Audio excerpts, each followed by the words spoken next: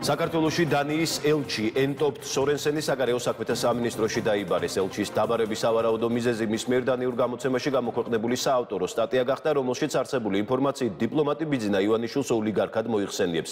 საკითხს დანიის საელჩო განცხადებით გამოეხმაურა, სადაც აღნიშნულია, რომ ქართულ დებატებში კონტექსტის გარეშე გამოიყენება დანიური სტატიიდან ამოღებული ამონარიდი. საელჩოს კი არ აქვს სურვილი წვლილი შეიტანოს აღნიშნულში და თავს იკავებს დამატებითი კომენტარისგან.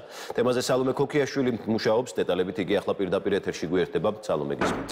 დანიის საელჩოს პოზიცია, რომელიც რამდენიმე წუთის წინ გაახმაურეთ, სწორედ არის ერთ-ერთი ბოლო პოზიცია, რომელიც არის ჩვენთვის ცნობილი ამ თემაზე. ელჩმა, რომელმაც დაახლოებით 20 წუთი დაჰყო დღეს საქართველოს საგარეო საქმეთა სამინისტროში, არ შესვლამდე გააკეთა დამატებითი კომენტარი და შესაბამისად არ შეხვედრის დასრულების შემდგომ ვთქვამს ჩვენთვის რამე.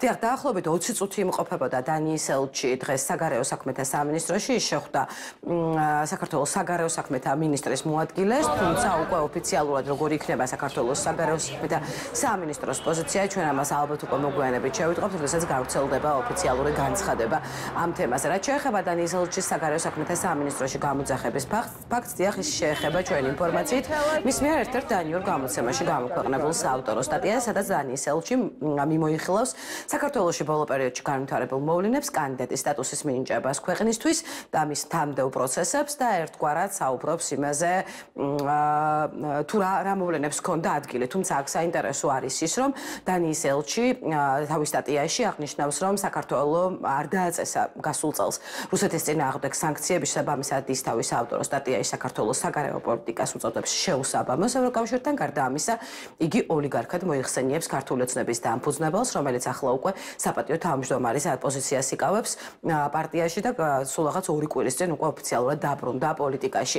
ამ საავტორო სტატიაში ბიძინა ივანიშვილთან დაკავშირებით დანიის ელჩი წერს, რომ მას მოიხსენიებს, როგორც უკვე გითხარით, ოლიგარქად და ამბობს, რომ სწორედ ის არის დამფუძნებელი პარტიისა, რომელიც ახლა უდგას ქვეყანას სათავეში, ადამიანი, რომელმაც 90-იან წლებში, მისი თქმით, რუსეთში დააგროვა კაპიტალი.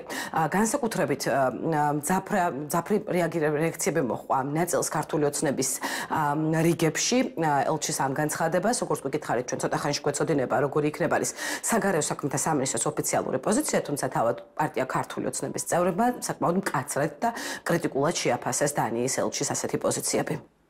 სამწუხაროდ საქართველოში აკრედიტირებულ ზოგიერთ დიპლომატს ჩემი აზრით ცოტა მცდარი წარმოდგენა აქვს საკუთარ უფლებამოსილებებზე. ისინი ცდილობენ ხოლმე შიდა პოლიტიკურ პროცესებში მათი უფლებამოსილების მიღმა ზედმეტად ჩარევას და ზედმეტი პოლიტიკური შეფასებების გაკეთებას, რაც მათი საქმე ცალსახად არ არის და დანიის ელჩის მხრიდან გაკეთებული ეს განცხადება სწორედ ამ მიმართულებით გადადგმული ნაბიჯია იმ ფონზე, როდესაც ევროკავშირი მოგვიწოდებს შევამციროთ პოლარიზაციის ხარისხი, მოგვიწოდებს დეზინფორმაციის გავრცელებას ვებრძოლოთ, თავად ქმნის დეზინფორმაციის საფუძველს და მერე რადიკალურ მედია საშუალებებს და პოლიტიკურ ჯგუფებს აძლევს საზრდოს იმისთვის, რომ პროცესების რადიკალიზაციისკენ გადადგან ნაბიჯები.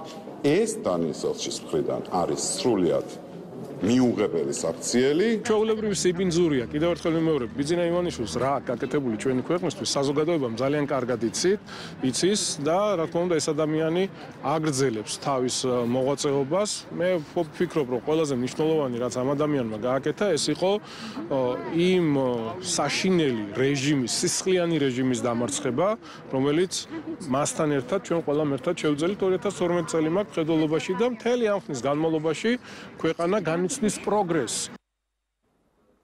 დანიის საელჩოს მიერ გავრცელებულ მოკლე განცხადებაში ნათქვამია, რომ ელჩის ფრაზა გამოიყენება პოლიტიკურ დებატებში კონტექსტიდან, ასე ვთქვათ, კონტექსტის გარეშე და დამატებით განმარტებები ამ თემაზე აღარ გაკეთდება. ასეთი არის დანიის საელჩოს პოზიცია ოფიციალურ განცხადებაში, როგორც უკვე გითხარით, ელჩს, რომელიც იყო დაბარებული დღეს საგარეო საქმეთა სამინისტროში, არც თავად გაუკეთებია დამატებითი კომენტარი, დანარჩენს ჩვენ უკვე ველით საგარეო საქმეთა სამინისტროსგან მოწოდებულ ინფორმაციას და ოფიციალურ განცხადებას ისინი სავარაუდოდ გაავრცელებენ იმის თაობაზე, თუ კონკრეტულად რა შეეხებოდა და რა გადაწყვეტილებით და რა შედეგით დასრულდა შეხვედრა დანიის ელჩთან. მადლობა, ეს სალომე ქოქიაშვილი იყო.